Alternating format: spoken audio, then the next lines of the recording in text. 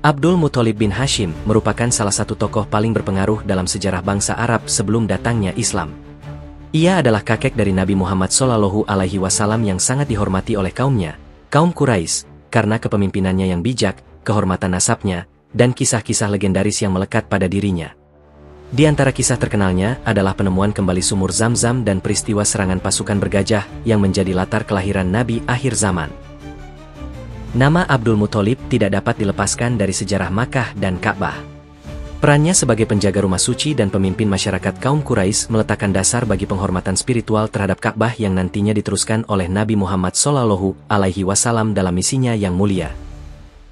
Dalam video ini, kita akan menelusuri kehidupan beliau sejak kelahiran, perjalanan hidupnya di Makkah dan Yasrib, kepemimpinannya, hingga pengaruh spiritual dan historis yang diwariskan kepada umat Islam.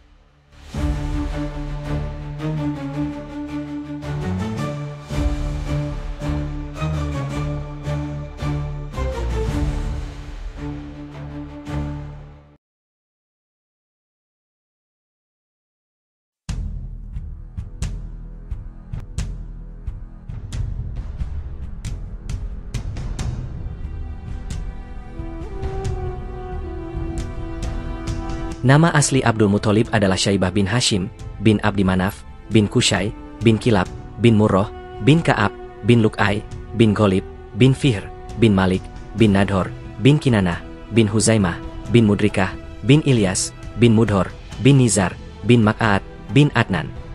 Dari jalur ini, Abdul Muthalib merupakan keturunan langsung dari Nabi Ismail bin Ibrahim alaihissalam melalui keturunan Adnan. Nama Abdul Muthalib merupakan julukan yang diberikan oleh kaum Quraisy. Ketika Hashim, ayah Abdul Muthalib, wafat di Yasrib, Syaibah masih kecil dan tinggal bersama ibunya, Salma binti Amr dari Bani Khazraj. Setelah beberapa tahun, Al-Muthalib datang ke Yasrib untuk membawanya ke Makkah. Masyarakat yang melihat anak kecil tersebut menyangka ia adalah budak milik Al-Muthalib, sehingga mereka memanggilnya Abdul Muthalib, budaknya Muthalib. Julukan itu kemudian melekat sampai akhir hayatnya.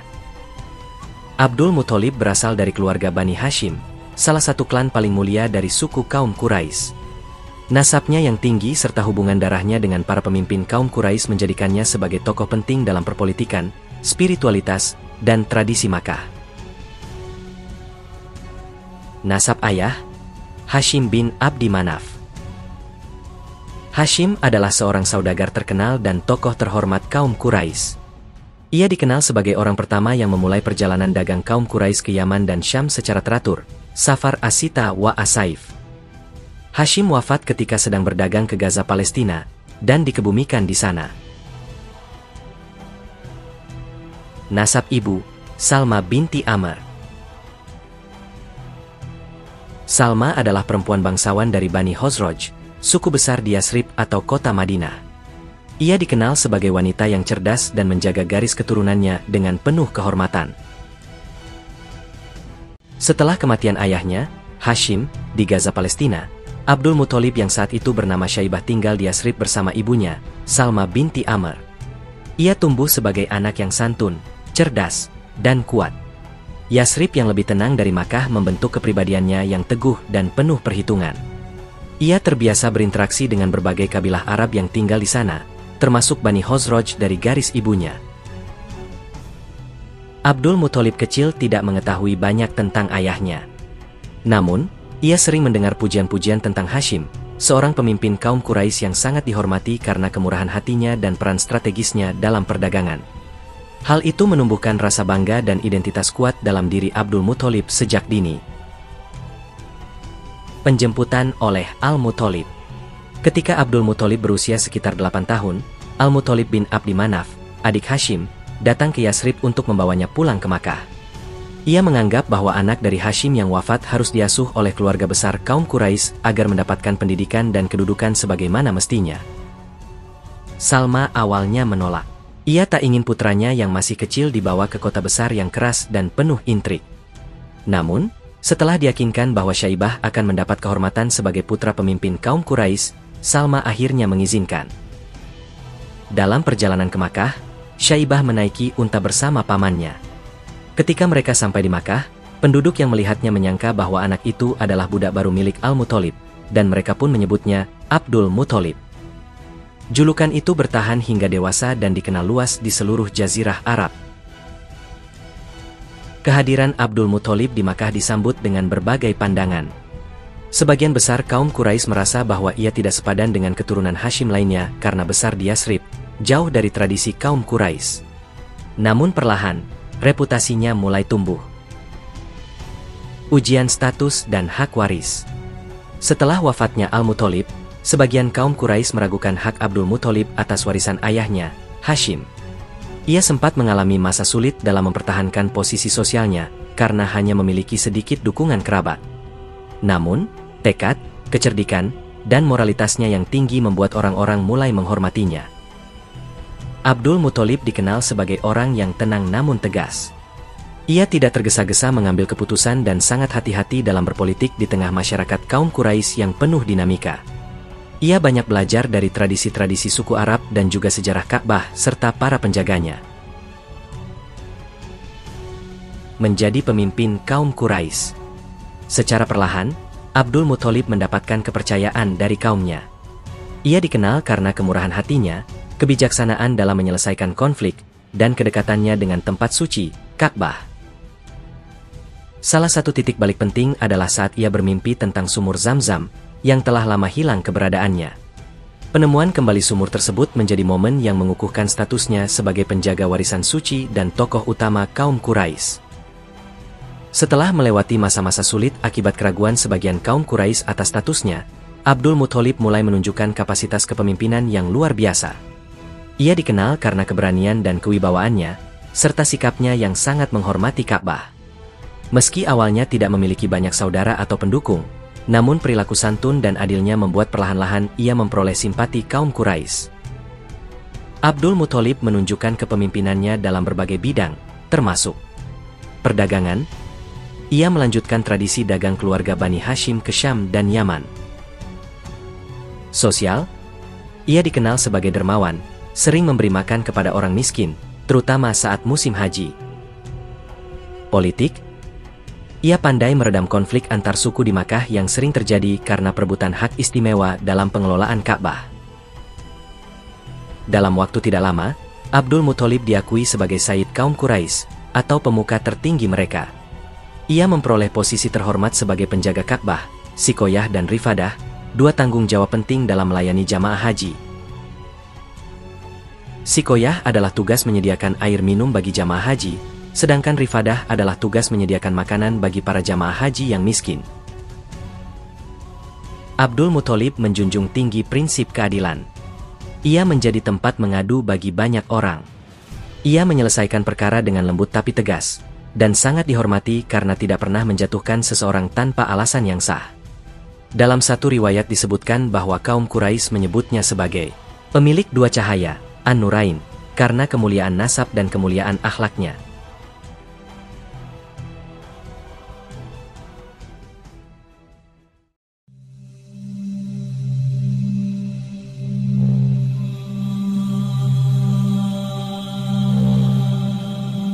Salah satu peristiwa paling penting dan terkenal dalam hidup Abdul Muthalib adalah penemuan kembali sumur Zam-Zam yang telah lama hilang tertutup puing-puing dan tak diketahui keberadaannya.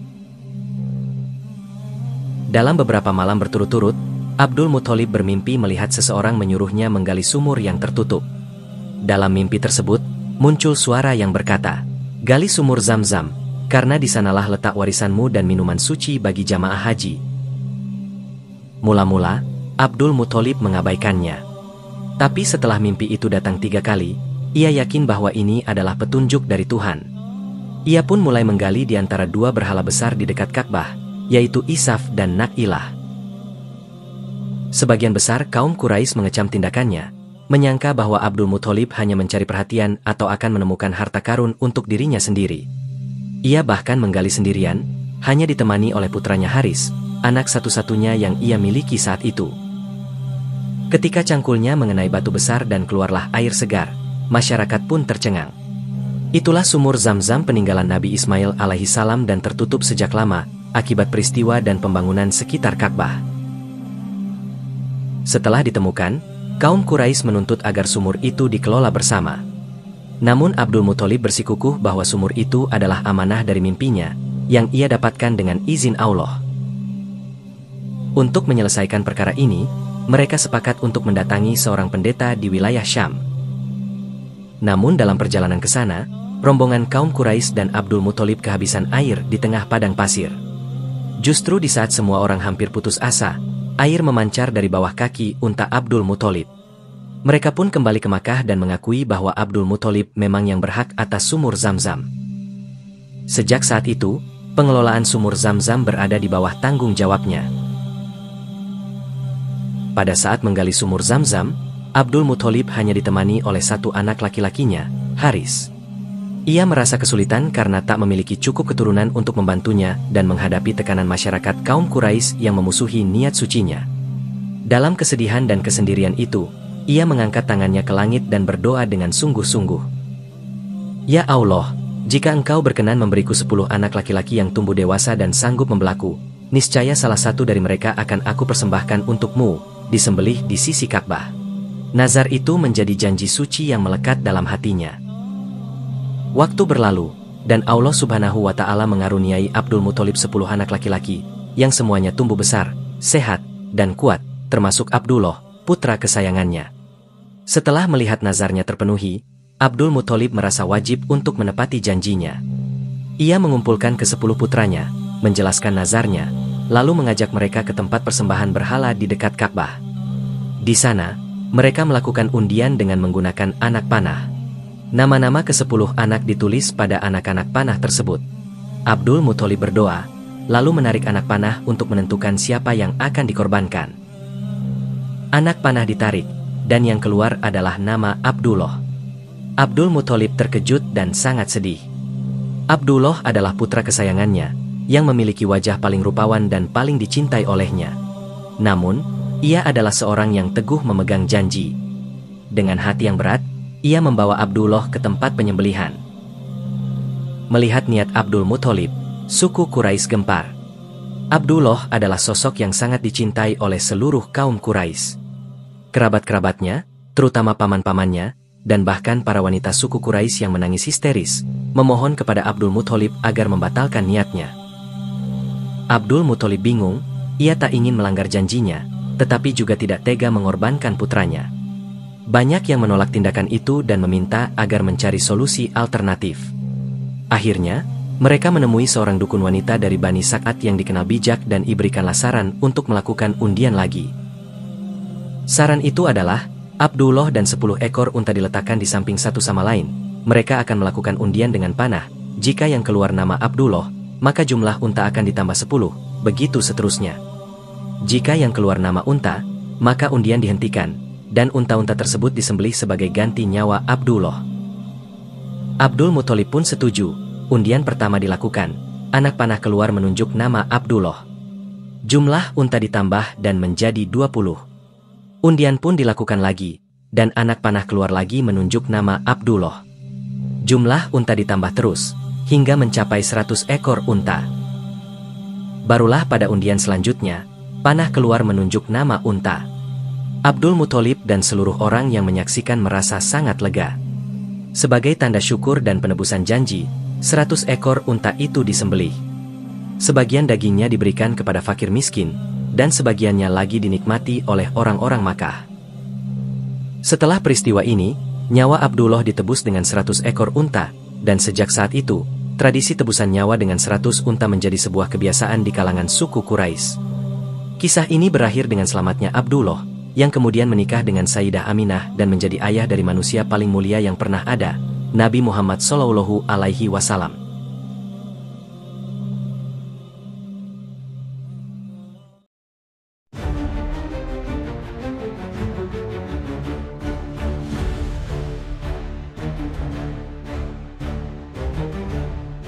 Pada abad ke-6 Masehi, Jazirah Arab berada dalam kendali berbagai kekuatan regional. Di wilayah Yaman, berkuasalah seorang pemimpin Nasrani yang ambisius bernama Abrahah al-Ashram, seorang gubernur yang ditunjuk oleh Raja Negus dari kerajaan Aksum, Ethiopia. Abrahah iri dengan kemuliaan dan kekayaan kota Makkah yang terus bertambah. Ia melihat bagaimana seluruh kabilah Arab datang setiap tahun untuk beribadah dan berdagang di sekitar Ka'bah, sebuah bangunan suci yang telah dihormati selama ribuan tahun. Abraha berambisi untuk mengalihkan semua perhatian dan kekayaan itu ke kota Yaman. Untuk mewujudkan mimpinya, ia membangun sebuah gereja megah dan indah di ibu kota Yaman, San'a. Gereja itu diberi nama Al-Qulais, yang dibuat dengan arsitektur menawan dan dihiasi emas. Abraha lalu mengumumkan bahwa ia telah membangun sebuah Ka'bah baru dan memerintahkan seluruh suku Arab untuk melakukan ibadah haji ke gereja itu, bukan lagi ke Makkah. Keputusan Abraha itu tidak diterima oleh kaum Arab yang sangat menjunjung tinggi Ka'bah. Sebagai bentuk protes, seorang pria dari suku Quraisy di Makkah datang ke Yaman. Ketika ia sampai di gereja Al-Qulais, ia melakukan tindakan penodaan yang dianggap sangat menghina kesucian gereja tersebut. Ketika Abraha mendengar kabar ini, ia sangat murka. Ia bersumpah akan membalas dendam dengan menghancurkan Ka'bah di Makkah hingga rata dengan tanah. Ia ingin menunjukkan kepada seluruh bangsa Arab bahwa tidak ada kekuatan yang bisa menandingi dirinya dan kekuasaannya. Abraha segera mempersiapkan pasukan besar. Ia mengumpulkan tentara yang kuat dan terlatih, lengkap dengan persenjataan canggih pada masa itu. Yang paling menakutkan dari pasukan ini adalah kehadiran seekor gajah perang raksasa bernama Mahmud. Gajah ini merupakan binatang yang belum pernah dilihat oleh sebagian besar orang Arab, dan kehadirannya menjadi simbol kekuatan tak terbantahkan.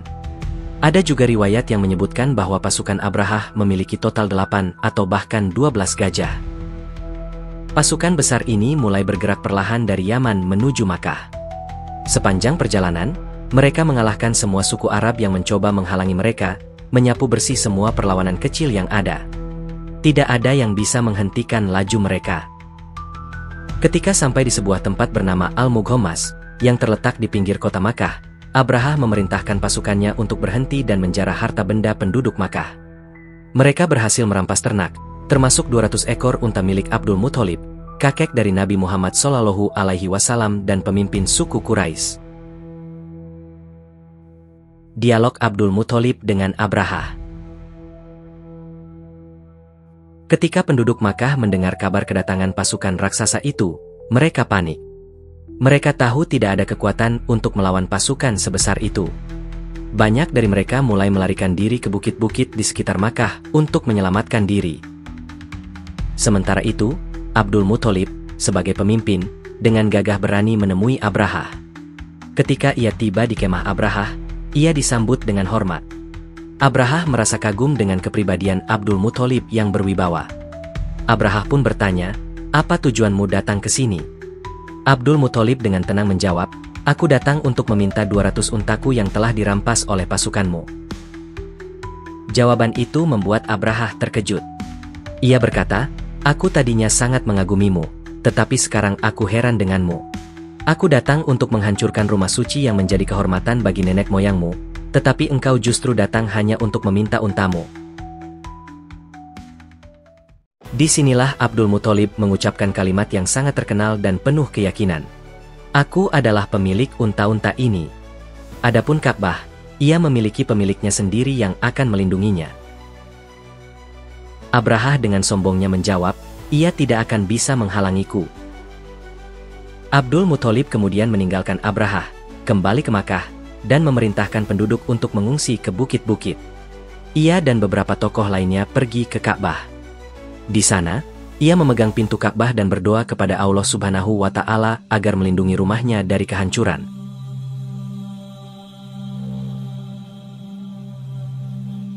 Kedatangan burung ababil. Keesokan harinya, pagi-pagi sekali, Abraha bersiap untuk menyerang Ka'bah. Ia memerintahkan pasukannya untuk bersiap, dan ia memerintahkan gajahnya untuk berdiri dan berjalan menuju Ka'bah. Namun, sesuatu yang luar biasa pun terjadi. Saat gajah itu diarahkan ke Ka'bah, ia menolak untuk bergerak. Meskipun dipukul dan dipaksa, gajah itu tetap tidak mau beranjak. Namun, ketika gajah itu dihadapkan ke arah Yaman, ia langsung bergerak dengan cepat. Hal yang sama terjadi ketika ia dihadapkan ke arah Syam dan arah lainnya. Tetapi setiap kali dihadapkan ke Ka'bah, ia selalu berlutut dan menolak untuk bergerak. Tiba-tiba, langit di atas pasukan Abraha menjadi gelap. Dari arah laut, muncul ribuan burung yang terbang berkelompok-kelompok, yang dalam Al-Quran disebut sebagai ababil, yang artinya berkelompok-kelompok. Setiap burung membawa 3 butir batu kecil yang panas, 1 di paruhnya dan 2 di kakinya. Batu itu bernama Sijil, yang diyakini berasal dari neraka. Dengan kekuatan Allah, burung-burung itu menjatuhkan batu-batu tersebut tepat di atas kepala setiap tentara Abraha. Setiap batu yang jatuh menimpa seorang tentara akan menembus tubuhnya dan membuat tubuhnya hancur. Pasukan Abraha pun panik dan kacau balau. Mereka berlarian ke segala arah, tubuh mereka hancur, dan mereka mati bergelimpangan di jalan. Abraha sendiri juga terkena batu yang sama. Tubuhnya mulai membusuk dan hancur saat ia melarikan diri kembali ke Yaman. Ia akhirnya mati dalam kondisi yang mengenaskan.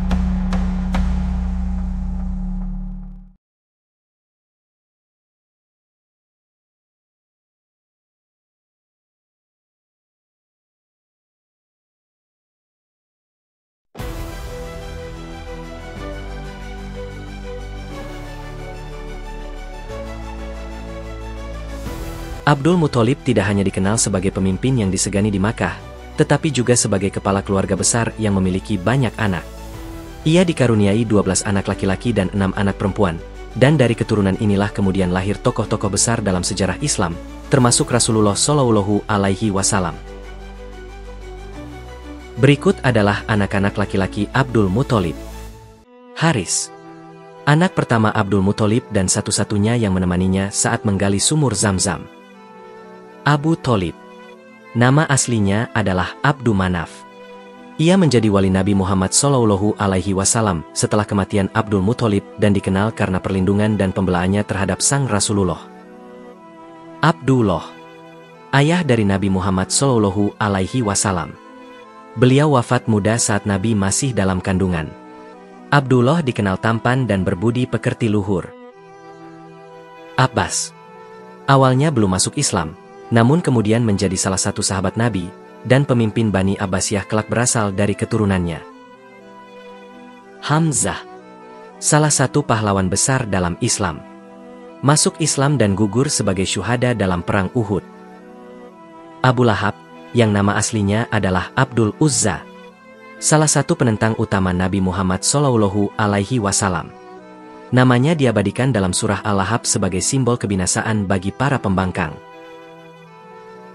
Kemudian Zubair, Hajjal, Abdul Ka'bah, Qutsam, Diror, Gaidak, dan Mukawam, yang hidup pada masa fatroh dan wafat sebelum diutusnya Nabi Muhammad Shallallahu Alaihi Wasallam. Sebagian ulama menghitung jumlah paman-paman Rasulullah ada 10 dan menjadikan Mukawam dan Abdul Ka'bah sebagai 1 orang, dan menjadikan Hajjal dan Gaidak sebagai 1 orang. Sedangkan putri dari Abdul Muthalib ada 6 yaitu Sofiyah, Arwa, Atikah, Baidhok, Baroh, dan Umaymah. Abdul Muthalib dikenal sebagai figur ayah yang penuh kasih dan bijak. Ia mendidik anak-anaknya dengan nilai kehormatan, keberanian, dan kedermawanan. Ia sering berkumpul bersama putra-putranya di dekat Ka'bah untuk berdiskusi atau bermusyawarah tentang urusan suku Quraisy dan kota Makkah. Salah satu ciri khas Abdul Muthalib adalah kebiasaannya duduk di atas permadani khusus di bawah naungan Ka'bah. Tidak ada orang yang diizinkan duduk di situ kecuali ia sendiri. Namun ketika Nabi Muhammad kecil datang dan duduk di atas permadani itu, ia tidak melarang, justru ia membiarkan, lalu berkata, "Biarkan cucuku, kelak dia akan memiliki kedudukan besar." Dari semua putranya, Abdullah adalah yang paling disayangi Abdul Muthalib. Ia tampan, rendah hati, dan penuh dengan adab. Kecintaannya pada Abdullah semakin kuat setelah ia lolos dari nazar penyembelihan dengan ditebus oleh 100 ekor unta. Saat Abdullah mencapai usia cukup dewasa, Abdul Muthalib mencarikannya pasangan yang sesuai. Ia memilih Aminah binti Wahab, seorang wanita mulia dari Bani Zuhroh, keturunan langsung dari Kinanah. Pernikahan Abdullah dan Aminah berlangsung dalam suasana yang sangat hikmat dan penuh berkah. Tak lama setelah pernikahan, Aminah pun mengandung, dan dalam rahimnya tumbuhlah cahaya kenabian, Muhammad bin Abdullah Shallallahu Alaihi Wasallam. Beberapa bulan setelah menikah, Abdullah melakukan perjalanan dagang ke Syam. Dalam perjalanan pulang, ia sakit di Yasrib dan wafat di sana. Ia dimakamkan di dekat rumah kakek dan paman Abdul Muthalib dari pihak ibu. Ketika kabar duka itu sampai di Makkah, Abdul Muthalib sangat berduka. Ia memikul beban berat karena cucunya yang sedang dikandung menantunya Aminah, kini menjadi anak yatim sebelum dilahirkan. Namun ia segera bertekad untuk merawat Aminah dan menjaga anak Abdullah kelak sebagai amanah suci.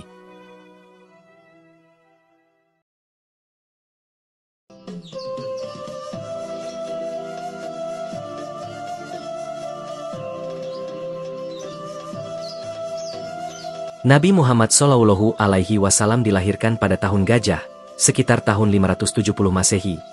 Kelahirannya merupakan cahaya yang menyinari kehidupan Abdul Muthalib yang saat itu telah menjadi pemuka kaum Quraisy yang amat dihormati. Ketika Sayyidah Aminah melahirkan Nabi Muhammad dalam keadaan yatim, Abdul Muthalib lah yang menyambut dan menggendong bayi tersebut. Ia membawanya ke dalam Ka'bah dan berdoa, "Segala puji bagi Allah yang memberiku anak keturunan dari anakku Abdullah." Ia kemudian memberi nama Muhammad, sebuah nama asing dan tidak lazim di kalangan kaum Quraisy saat itu. Ia menginginkan agar nama cucunya akan dikenal dan dipuji di langit dan bumi. Abdul Muthalib menunjukkan perhatian luar biasa kepada Nabi Muhammad kecil. Walaupun memiliki banyak anak dan cucu, Nabi Muhammad mendapat tempat istimewa. Ia tidak memperlakukan Nabi Muhammad seperti anak kecil biasa. Bahkan, dalam riwayat disebutkan bahwa Abdul Muthalib membiarkan Nabi Muhammad duduk di permadani kehormatannya, sesuatu yang tidak diizinkan bagi anak-anaknya sendiri. Ia meyakini bahwa cucunya akan memiliki masa depan besar. Dalam salah satu pernyataannya kepada kerabatnya, Abdul Muthalib berkata, "Sesungguhnya anak ini akan memiliki urusan besar." Sesuai tradisi bangsawan kaum Quraisy, anak-anak mereka disusui dan diasuh oleh ibu susuan dari luar kota agar tumbuh dalam lingkungan yang sehat dan bahasa Arab murni. Abdul Muthalib menyerahkan Muhammad kepada Halimah As-Sa'diyah dari Bani Sak'at. Setelah masa penyusuan berakhir, Muhammad dikembalikan kepada ibunya, dan kelak kembali diasuh langsung oleh Abdul Muthalib setelah wafatnya Sayyidah Aminah.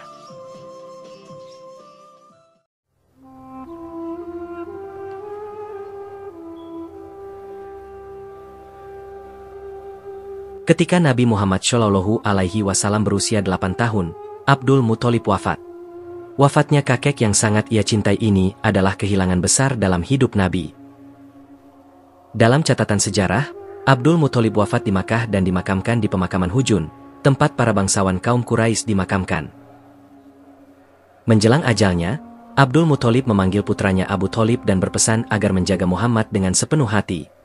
Pesan ini dilaksanakan dengan penuh tanggung jawab, dan Abu Thalib pun menjadi wali Nabi hingga akhir hayatnya. Riwayat menyebutkan bahwa Nabi Muhammad Shallallahu Alaihi Wasallam menangis di sisi jenazah kakeknya. Ia sangat terpukul karena telah kehilangan ayah, ibu, dan kini kakek tercintanya. Namun peristiwa ini membentuk kepribadiannya yang tegar dan sabar sejak dini. Abdul Muthalib meninggalkan warisan besar, bukan hanya bagi keluarganya, tetapi juga bagi masyarakat Arab.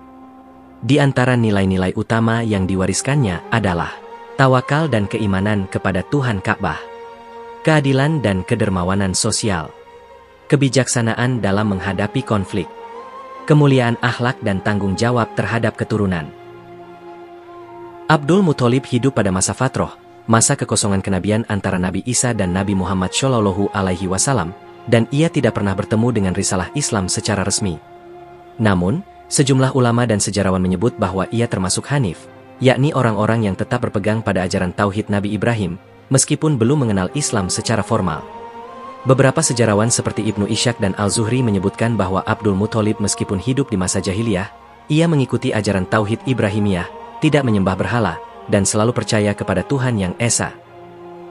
Ia tidak diketahui menyembah berhala seperti mayoritas kaum Quraisy. Dalam beberapa riwayat, ia bahkan disebutkan berdoa hanya kepada Allah, terutama saat menghadapi pasukan Gajah Abraha. Sesungguhnya Ka'bah memiliki Tuhan yang akan menjaganya. Ucapan Abdul Muthalib sebelum serangan pasukan Gajah.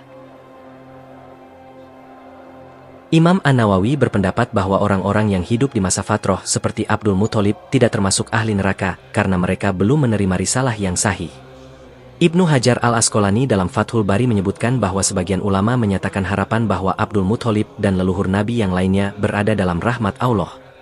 Imam Suyuti bahkan menulis sebuah risalah berjudul Masalik Al-Hunafaq fi Najat Abak An-Nabi, yang menyatakan bahwa orang tua dan leluhur Nabi, termasuk Abdul Muthalib, berada dalam keselamatan karena mengikuti tauhid meskipun belum berlabel Islam. Abdul Muthalib bukan sekadar figur sejarah. Ia adalah batu pijakan penting dalam silsilah kenabian dan spiritualitas Arab pra-Islam. Di tangannya, Ka'bah dijaga bukan hanya secara fisik, tetapi secara spiritual dengan keimanan, keberanian, dan pengorbanan. Beliau adalah lambang seorang pemimpin spiritual, bukan karena gelar, tetapi karena sikap dan integritasnya.